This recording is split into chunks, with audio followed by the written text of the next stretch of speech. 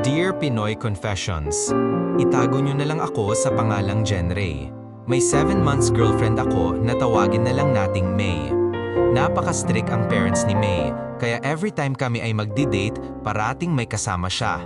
Pero hindi lang parents niya, kundi buong pamilya. Nung tumagal na, sila na ang nagde-decide saan kami kakain or anong mamahaling restaurant. Sinasabihan pa ako na, ikaw na iho ang magbayad, pakisama mo na lang sa pamilya namin.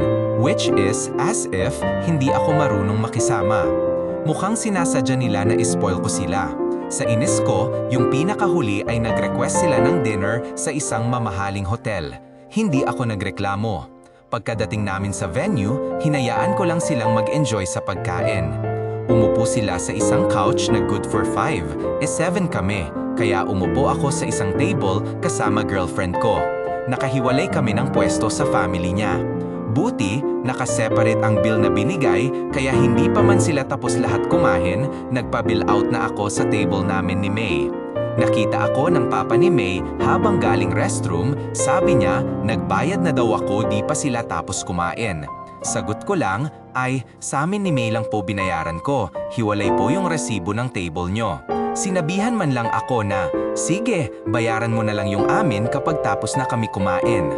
Diretso ko siyang sinagot, ay hindi po, yung sa table nyo po mag-ambagan na lang kayo.